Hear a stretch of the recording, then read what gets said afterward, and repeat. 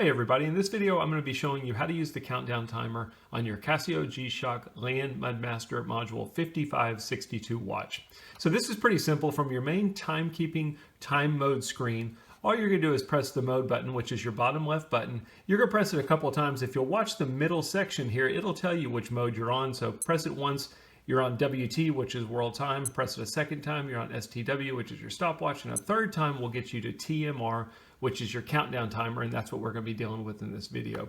You'll also notice the time over here shows you what your countdown timer is currently set to.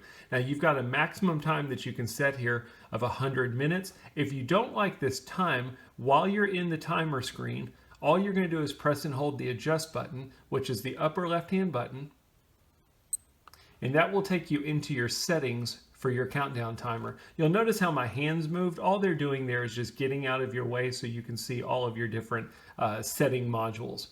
You'll notice that there's a blinking indicator for the number of minutes. If I want to adjust that, I can simply use the up or down button here to adjust them. One of the things that doesn't make sense to me on this watch is up, adjust the time, down. Down, adjust the time, up. Why they did it that way, I have no idea.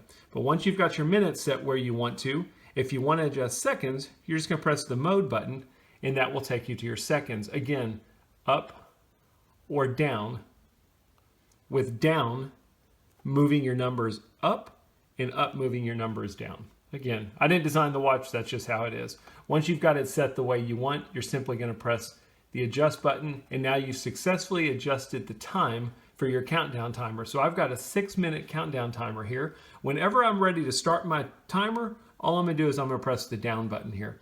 Again, this is one of those things, if you watch my stopwatch video, the stopwatch works similar. I wish the start button would have been the up button. To me, it's easier to press than the down one, but we can simply press the down button and that starts our countdown timer.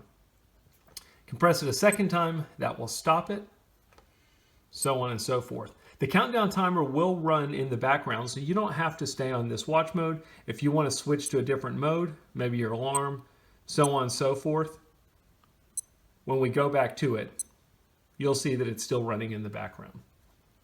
Whenever you're done with your countdown timer, once it gets down, you'll start hearing a beeping noise letting you know that your timer is done. But if you want to reset it, you can simply stop it, and then you can press the adjust button to reset it.